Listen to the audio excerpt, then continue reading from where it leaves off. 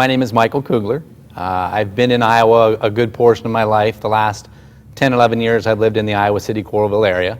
We have a number of children go to school here, and one of the reasons for that is we know that Iowa City schools are some of the best in the country. My name is Jed Peterson. I'm from Iowa originally, born and raised in Ames. So my connection to Iowa City is that I went to grad school to work on my PhD at the University of Iowa in history, in the history program. So lived in Iowa City for 5 years working on that, and now I'm up in Cedar Rapids working at Kirkwood Community College as a full-time history instructor. My name is Jaren Riley, and I'm originally from Colorado, but we moved here about 10 years ago to Iowa City for medical school.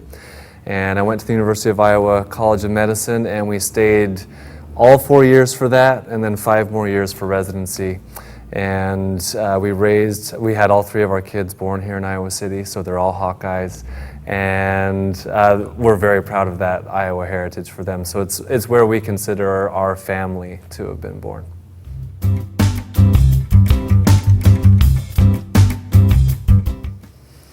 Well, it was an interesting the way it started. We actually, the 3 of us, were sitting in church one day, and we really didn't know each other. And I happened to be sitting next to Jaren, and Jed happened to be sitting kind of behind us. And Jaren and I were talking about writing a book. And Jaren said it was his dream to always write a book. And he told me who he wanted. He wanted his hero in his book. And I said, that's real interesting. I've always liked to write myself. I've written a couple of short stories. I'm working on a couple novels, and I've always wanted to write that as well. And about that time, I'm Jed sitting in the forward, back, and I'm like, I like to write too. And, it's fun. Yeah, he leaned forward and he said, I want to write a book too. And the 3 of us talked, and we decided to meet about the next week. Your basement, I think. And we met in my basement, which is basically the writing pit. Mm-hmm. And we've met there many, many times. And we sat down the first time and we talked about what we wanted to write. The first time or two that we got together, we talked mainly what it was that we had already decided we wanted to write at some point in the future. Mine revolved mainly around a heroic character saving the day, a character who may or may not have closely resembled myself. And we each had our own ideas that we wanted to bring into this. And so we sat down and tried to figure out how could we accommodate all of those stories and write something truly great. We started hammering out character lists. And I think that was a lot of what we did. There was always food. One of the things that we really, I remember from the very first meetings is we really focused in on our characters, who they were. And we kind of had these ideas. You wanted the heroic story. I kind of wanted a conspiracy kind of thing. You were kind of end of the world. And we kind of meshed them all together.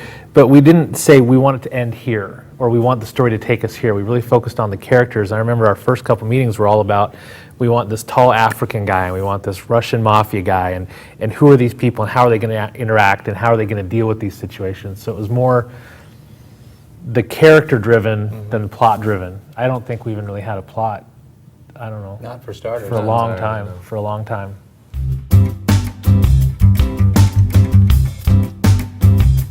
The whole process started over 9 years ago, nearly 10 years ago. Right. And we would take the time and we would get real excited about it and we would put a lot of work into it, and then we kind of shelve it, and life kind of took its course. We'd have, we're raising families and raising children and dealing with what you deal with.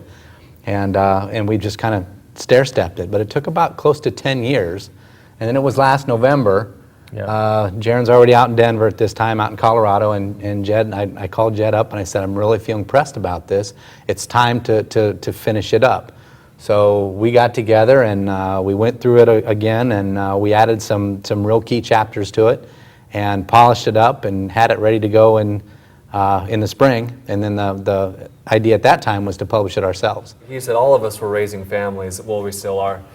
Jed was in grad school to begin with. I was in grad school. Mike was super busy with families and with work and all that kind of stuff. And then we all just kept getting busier and busier, and the time just kept lengthening. But I think it also helped because it gave us a little perspective on what we had already written, ways to sew things up better. Definitely. More experience to put into the book. It's kind of like looking back at old pictures. You go, oh, I remember writing that, and it's kind of fun. And a lot of it's really good, and we've kept, and a lot of it we're kind of updating. And with a little different perspective from now. So it's kind of neat to have gone through and had that break away from it to kind of step back, and I think it's going to make it a little sharper. I agree.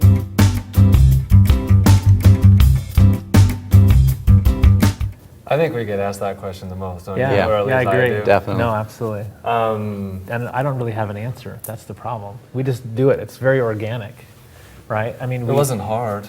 Yeah. we were talking about that this morning before we came over, and what we realized was we were thinking, did this start off this way? Did we get together saying, let's write a book together, or did we just kind of say, let's all talk about our ideas, and it merged into one? And we couldn't really remember exactly how the process happened, but before you knew it, we were just kind of saying, let's do this, and it just really worked naturally. I think the most important thing is not to have an ego in this. Like all writing, anytime you're writing anything, you can't have an ego about it. You have to be able to let other people critique it, constructive criticism, and we kind of had this idea of where we wanted it to end up, and there are parts where you just, I remember this one part that I wrote is fantastic. It's one of my favorite parts of the book. It's not in the book. Sorry. It's all right. We had this scene where they're in this shelter and there's this big parking garage, and I thought, let's have the zombies or some other unknown people, whoever they are, pushing cars off of the parking ramp into the shelter to break through so they can attack these people. And it just really didn't fit in. And I knew it didn't fit in, but I loved it, and I loved it so much that I think I'm going to release it as a short story. Well, it did lead. But it didn't fit in, and I Can't let go of it. I still. can't. But I was able to let go of it in the book. I'm like, you're right. It doesn't fit in with the book. It doesn't fit in with the characters. It doesn't fit in with what we're trying to accomplish in this part. And so that's why I like that particular story, is because it kind of reminds me that it's not about my writing and about me, but it's about these characters and the story and what's happening. And so I think that's one area that the three of us have been able to work together really Right. well on, is to be able to look each other in the eye and say, this just isn't quite right, or, oh, this is fantastic, or let's try to see if we can build on this. Well, I think it illustrates one of the strengths of what we did too, is because Jed's parking garage scene eventually led to the destruction of Las Vegas. Right. And which is a great scene in the book. And Sorry, Vegas. But it really helped us. I mean, it was really kind of showed how we do the whole book. We would pick a few chapters, we would each write our own chapters, and then I would take the chapters that I wrote and I'd give them to Jaren, and Jaren would take his and give them to Jed, and Jed would give his to mine, and we would do a round robin. So by the time it made its way around, it's really hard to differentiate between three different authors, because we've all written the chapters, we've all got our hands in it, it's all got our mark on it, and it's that way throughout the entire book. And nobody was spared. You could be criticized, you could have things cut. Oh, absolutely. Without giving anything from the story away, there was one particular point where they approached me with an idea for a part that was very important to me, and did some humongous changes. And I just thought, are you kidding me? That's like the most important part of the whole thing. And it turns out that it probably is the best surprise that the readers will run into, and it does really well. So I think it helps in that sense. Nothing you write is safe. And I think it also helps in the sense that Jed brings a great perspective from history and what he knows from history, and Mike from marketing and from the real world, and a little bit from medicine from me. And I think it all helps. And so I've kind of found myself writing more to a style that I know these guys are going to kind of be able to latch onto, and they're going to be able to add their parts to it, and it's going to work. So you kind of start thinking about that, going, I want to make sure that Jaren likes this and that Mike likes this. Yeah. Like, for one big thing, like, these guys are very good at dialogue. I'm terrible at dialogue. I could write an entire chapter with not a spoken word in it. And so it was really helpful with mechanical things like that, I thought, actually. Yeah. All in all, the process worked.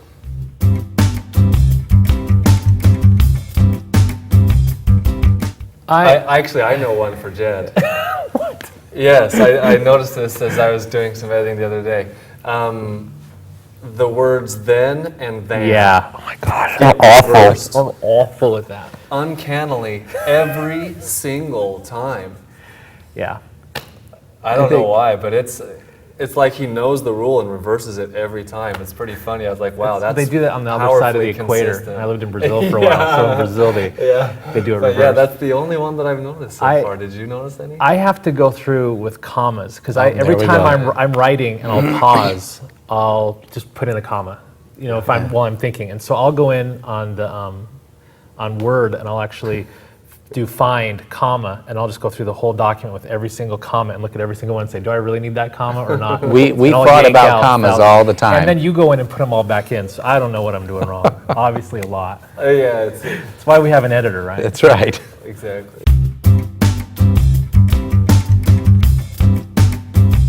It's very, I guess it's my escape. I deal with a very stressful job. We have a lot of kids at home, and I enjoy coming home and being able to fire up my computer and basically just creating characters and creating worlds. I've always been that way. I've been writing since I was in high school, and I've never stopped loving it. Well, and I think our book discusses the end of the world.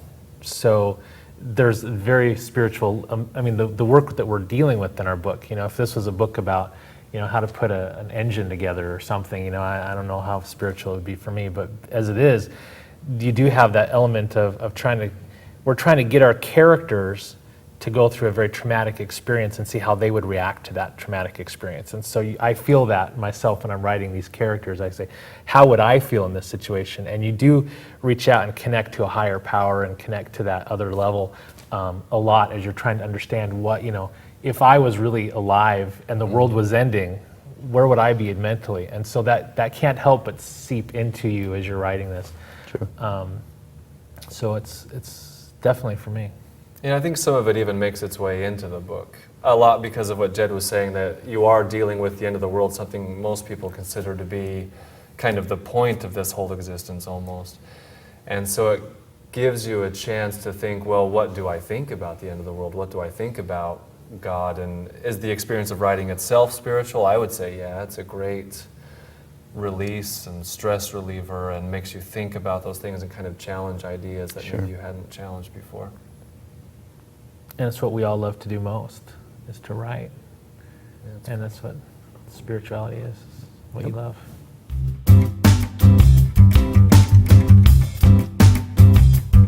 Everyone's a writer. I think so, I've too. got 5 kids and they're writers. They write books. Anyone who wants to, anyone who can think of a different world or a different way of doing things or a different, a different way of being. And wants to put that down on paper, I think we're a perfect example of that. We're not what you'd consider writers. We've all got other jobs and other careers. None of us went to college to be a writer. We're not English majors. But we are people who really care passionately about our ideas and getting them out to the world to see. So I think, we're a really good example that anybody really can be a writer if you want to. Well, I think the internet, blogs and social media and things like that are starting to show that everyone has at least a story to tell. Some people are probably better at it than others. Some people do it through photography and some people do it through their writing. But everybody has something to share. Some of the most powerful stories I've ever read are journals. And so people who do keep those blogs and journals, I think, can be very powerful writers. Yeah. I took a course several years ago when I lived in North Carolina from another author, and I'll never forget some of the words that he told me was, when you write a book, you write for yourself first. And if you write for yourself first, you'll never fail.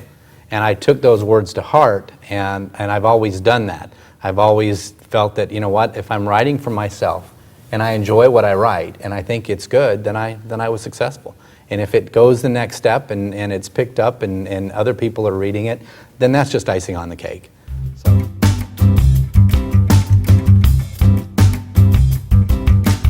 The name of the book is Hade's Gambit. It's book 1 of the Cryptaic Conspiracy.